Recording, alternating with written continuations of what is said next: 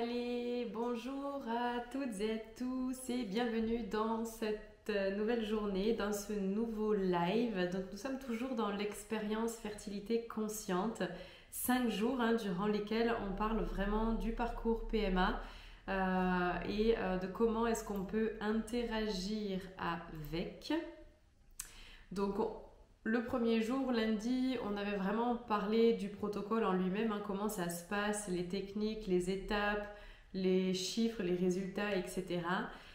Hier, sur le deuxième jour, on a parlé essentiellement de l'importance de prendre en compte les plans énergétiques et émotionnels dans le parcours PMA, en plus de l'approche physique et corporelle que propose ce parcours PMA.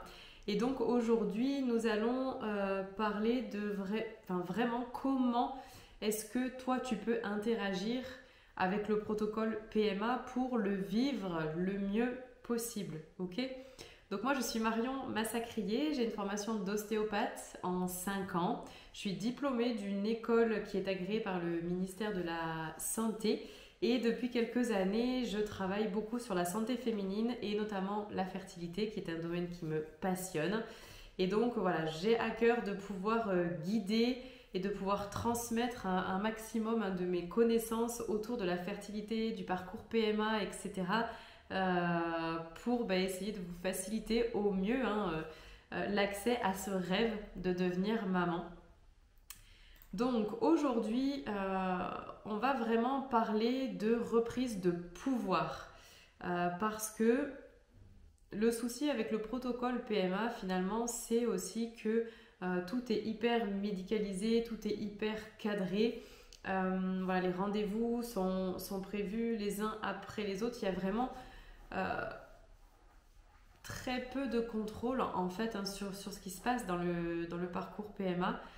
Et bien souvent, enfin en tout cas la plupart des femmes que moi je rencontre et que j'accompagne, vraiment elles ont cette impression de subir, d'être coupées de leur corps aussi. Et elles me demandent souvent de pouvoir retrouver ce pouvoir, de pouvoir reconnecter au corps, aux émotions, aux énergies pour ne plus trop subir en fait le parcours PMA. Donc, je l'ai déjà dit, mais je vais le redire, le parcours PMA, c'est quand même une hyper médicalisation qui a tendance à faire disparaître la femme. Il y a beaucoup d'injections, il y a beaucoup d'examens, il y a beaucoup de résultats, des chiffres qu'on ne comprend pas forcément. Il y a cette sensation de corps qui devient un outil, qui devient une espèce de machine en fait reproductive. Et il y a un truc qui prend énormément de place aussi, c'est ce qui se passe dans ta tête, toutes ces pensées, toutes ces peurs, tous ces doutes, etc. Dans le parcours PMA, bien évidemment, sur le plan émotionnel, c'est les montagnes russes. On va partir de l'espoir, de l'excitation, on va passer par l'attente pour arriver à l'angoisse, la déception, etc. Il y a cette sensation de solitude aussi qui est très très présente, très prononcée. Et une pression aussi énorme qui est mise sur les femmes, que les femmes se mettent d'ailleurs elles-mêmes la plupart du temps par rapport au temps qu'elles ont, par rapport à cette exigence de résultats rapides. Et puis il y a bien évidemment tout ce qui est entourage, partenaire, etc. qui mettent aussi énormément la pression. Et sur ce parcours PMA, il y a quand même aussi une grosse perte de repères, parce que on ne peut plus trop fonctionner comme on fonctionne à la maison, comme on a toujours fonctionné dans le quotidien. Et ça peut être parfois très très dur à gérer. Mais du coup, je trouve, et c'est mon avis qui n'engage que moi, le système oublie en fait l'être humain contre la technique. Ok ? En PMA, on va se focaliser vraiment que sur le protocole, que sur le TAP, que sur les techniques. Et on en oublie vraiment le côté humain avec tout ce qui est ressenti des gens. Et c'est là qu'il y a une possibilité de reprise de pouvoir parce qu'il y a tout un tas de choses que tu ne peux pas contrôler, c'est un fait, les dates des examens, les ponctions, les injections, etc. Mais il y a tout un tas de choses que tu peux contrôler aussi toi dans ton quotidien, pour faire en sorte de trouver en fait un équilibre qui te convient. Ok? Tu peux par toi-même retrouver du lien avec ton corps. Ok? Même si tu es en parcours PMA, tu peux faire toi du bien à ton corps. Tu peux aussi prendre le temps d'observer ce que tu ressens, ce qui se passe à l'intérieur de ton corps. Est-ce qu'il y a des tensions? Est-ce qu'il y a des besoins? Tu vas pouvoir aussi te connecter aux émotions que tu ressens pour y mettre un mot et pour pouvoir les exprimer, les faire sortir de toi. Et tu as aussi bien évidemment, même dans le parcours PMA qui est médicalisé, tu as le pouvoir des choix. C'est-à-dire que tu as le droit de dire non à certains actes, tu as le droit de dire non à certains protocoles, à certaines techniques, si tu estimes que c'est pas le bon moment, si tu le sens pas ou quoi. Et tu as le droit aussi d'exprimer vraiment ce que tu veux, de poser toutes les questions qui te passent par la tête. Et c'est important. Ok? Vraiment, de devenir l'actrice principale de ce chemin vers la fertilité, c'est la base. C'est ce qui va changer l'intégralité de comment tu vas vivre le protocole PMA.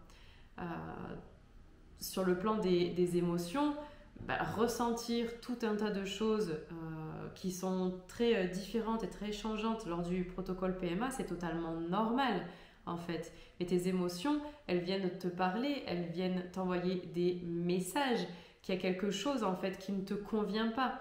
Le tout étant ensuite d'apprendre à écouter ce qui se passe à l'intérieur de toi, quelle émotion elle est là, pourquoi est-ce qu'elle s'exprime, pour pouvoir ensuite y remédier tranquillement et revenir à un état de calme et de paix intérieure.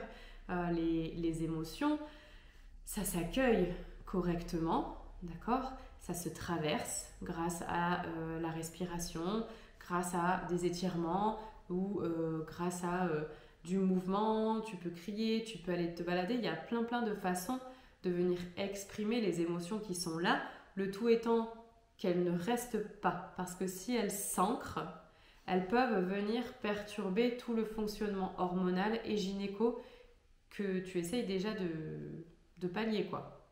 Ok? Toutes ces émotions qui sont refoulées et qui ne seront pas exprimées, eh ben, elles peuvent complètement bloquer le corps, elles peuvent crisper ton utérus et elles peuvent surcharger aussi ton mental. Et tout ça a un impact direct sur ton cycle menstruel et donc sur ta fertilité. Concernant les énergies, en fait, tu vas pouvoir, toi, avoir un impact sur comment circule l'énergie à l'intérieur de toi et sur comment ramener de l'énergie, faire en sorte que tu aies de l'énergie disponible à l'intérieur de toi pour les différentes étapes et pour accueillir la vie. Ok? Parce que chaque organe, en fait, joue un rôle, même infime, dans le bon fonctionnement de ton système gynéco et donc joue un rôle dans la conception d'un enfant. Ok? Donc ça va être intéressant de respirer, là encore une fois, de te faire peut-être des automassages, d'aller pratiquer aussi des soins énergétiques, ou des pratiques corporelles qui permettent vraiment la circulation énergétique, comme tout ce qui est yoga, qigong, etc. Ça va permettre en fait de ramener de l'énergie à l'intérieur de toi. Tu auras de l'énergie disponible pour tes systèmes et donc pour ton système gynéco. Tu auras aussi à nouveau de l'énergie pour peut-être reprendre une activité physique, pour reprendre de nouvelles habitudes, etc., etc. Donc tu vois, travailler sur le plan énergétique, c'est tout aussi important que de travailler sur ton corps ou sur tes émotions pour augmenter les chances de réussite du protocole PMA. Ok?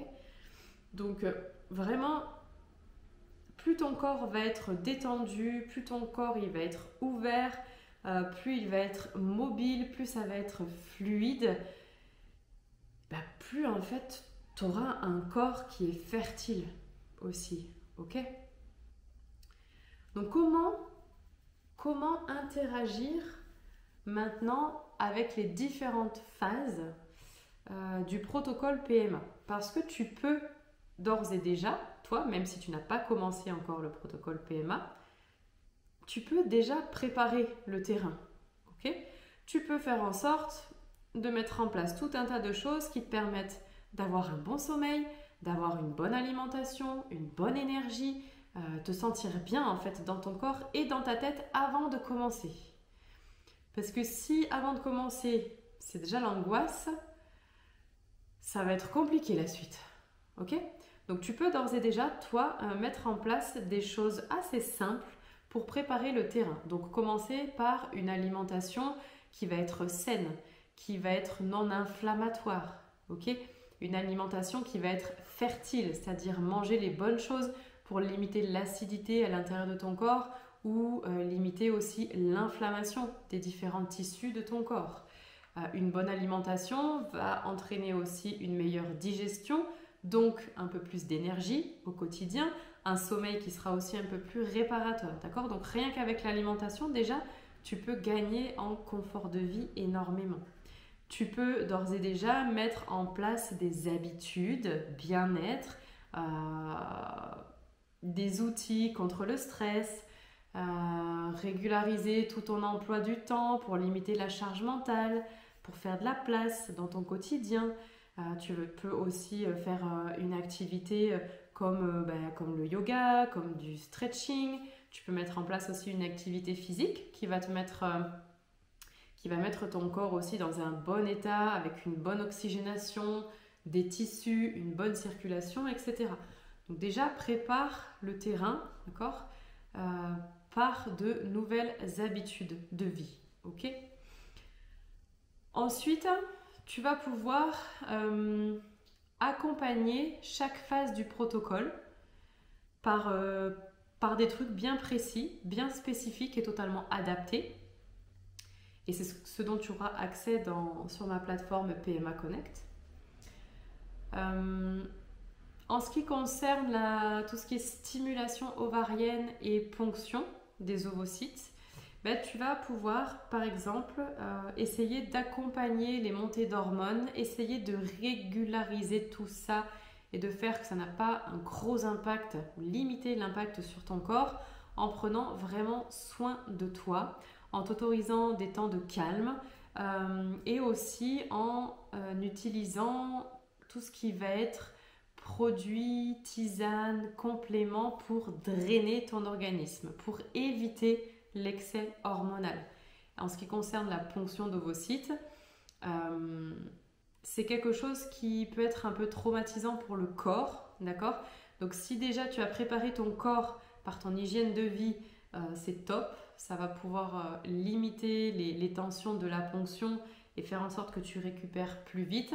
Mais ça va être important de vraiment prendre soin de ton corps après la ponction. Donc de faire peut-être un peu plus d'étirement, d'aller faire une séance d'ostéopathie par exemple, de t'offrir un soin assez doux, de te faire un massage du ventre avec une huile qui te fait du bien, etc. En ce qui concerne le transfert d'embryon, donc l'important dans le transfert d'embryon, c'est l'état de ton corps. Ok? Puisque là, on parle d'un embryon qui est créé par une FIV et qui est réintroduit à l'intérieur de ton utérus. Donc l'important pour une bonne implantation à ce moment-là, c'est d'avoir une bonne qualité de ton endomètre, du tissu qu'il y a à l'intérieur de l'utérus. Ça veut dire que en amont, tu dois préparer ton corps à recevoir. Donc tu dois préparer ton corps physique à recevoir, donc faire en sorte qu'il soit souple, qu'il soit mobile grâce à des étirements, au stretching, à l'activité physique. Tu dois préparer aussi ton corps énergétique à l'accueil. Tu dois être suffisamment en forme pour accueillir en fait cet embryon qui vient lui avec sa propre vibration, comme je l'ai dit hier, et qui va venir perturber tout ton équilibre et donc demander une dépense énergétique énorme à ton corps. Ok ? Et tu dois préparer aussi ton plan émotionnel. Tu dois être 100% prête sur le plan émotionnel à accueillir la vie. Et ça implique que tu te sentes bien dans ta tête, bien dans ton corps. Ça implique qu'il y ait la place suffisante dans ton quotidien pour accueillir la vie. Parce que je te rappelle qu'avoir un enfant, ça chamboule légèrement le planning. Vraiment, tous les feux doivent être au vert et tu peux arriver à ça en te préparant, d'accord? Plusieurs semaines, voire plusieurs mois avant un protocole, ok? En ce qui concerne l'après, vraiment, l'après-transfert, ça va être important de continuer à vivre normalement, hein, et de ne pas tout stopper tes activités sous prétexte que l'embryon risque de ne pas tenir. Non, ça ne marche pas comme ça. Tu peux aller faire un saut à l'élastique 2 jours après un transfert, que ça peut quand même s'implanter correctement, hein, d'accord? Donc, après le transfert, il y a cette phase d'attente qui est compliquée, avec tous les doutes, est-ce que ça va marcher? Puis il y a la peur, surtout que ça ne marche pas, hein. Donc là, encore une fois, sur le plan émotionnel, c'est vraiment complexe. Donc, après un transfert, le mieux que tu puisses faire vraiment, c'est te dorloter, c'est prendre soin de toi. Faire absolument tout ce qui te fait du bien. Si c'est marcher, tu vas marcher. Si c'est t'offrir un massage, tu t'offres un massage. Si c'est dormir, tu dors, etc., etc. Ça va être vraiment important là d'être bien. Et tu peux vraiment axer aussi tout le travail émotionnel sur avoir la confiance que ça va fonctionner. Ok ? Dans le cas où il n'y a pas d'implantation, ou alors s'il y a une implantation mais qu'il y a une fausse couche, là c'est encore autre chose. Tu peux interagir avec ça et tu dois même interagir avec ça pour favoriser les tentatives suivantes, parce qu'il y a quand même un espèce de deuil à faire à ce moment-là. Il y a toute la notion de l'échec aussi, avec toute la culpabilité, hein, qui va avec. Et ça, tu dois tu dois le travailler, tu dois t'en libérer, tu dois évacuer toutes les émotions que cet échec a procuré chez toi, et tu dois recommencer à préparer ton corps, tes énergies et tes émotions. Ok ? On parlera un peu plus en profondeur de tout ce qui est émotionnel demain, sur tout ce qui est les imprévus lors du parcours, la fausse couche, les échecs d'implantation. Donc on parlera de ça demain, entre autres choses. Et voilà. D'ici là, j'ai envie quand même de te parler de PMA Connect, la plateforme en ligne tout en un que je suis en train de créer, parce que sur cette plateforme, justement, tu vas pouvoir retrouver précisément toutes les étapes pour interagir avec le protocole. Dans PMA Connect, il y a des rubriques. Il y a des rubriques spécifiques sur préparer une ponction, préparer un transfert, vivre l'attente qui est après, avancer en cas d'échec, etc. Donc tu vas pouvoir être guidé en fait vraiment pas à pas, étape par étape. Ces outils vont être disponibles en fait au moment où tu en auras besoin. Si tu t'abonnes à PMA Connect, donc c'est un abonnement mensuel sans engagement, bah, tu sais que sur tout le mois, tu as accès quand tu veux à tous les outils qui sont dessus. Donc si ce mois-ci, tu as une ponction, bah, tu sais que tu peux aller cliquer dans la rubrique préparer une ponction, que tu vas avoir tous les outils pour vivre au mieux cette ponction. Idem pour un transfert, etc. etc. Okay ? Donc pour celles qui le souhaitent, qui veulent avoir plus d'informations sur PMA Connect et qui veulent d'ores et déjà s'abonner, ben c'est possible. Il suffit de me demander les infos via Messenger. La plateforme sort le 21 juin officiellement, mais tu peux déjà réserver ta place. Et voilà, c'est tout ce que j'avais à dire pour aujourd'hui. Donc écoute, ben je te souhaite une bonne fin de journée. Si vous avez des questions concernant cette vidéo, n'hésitez pas à me les poser en commentaire sur YouTube ou sur les réseaux sociaux. j'y répondrai avec grand plaisir. Et on se retrouve demain à 12h30 pour un nouveau live de l'expérience fertilité consciente.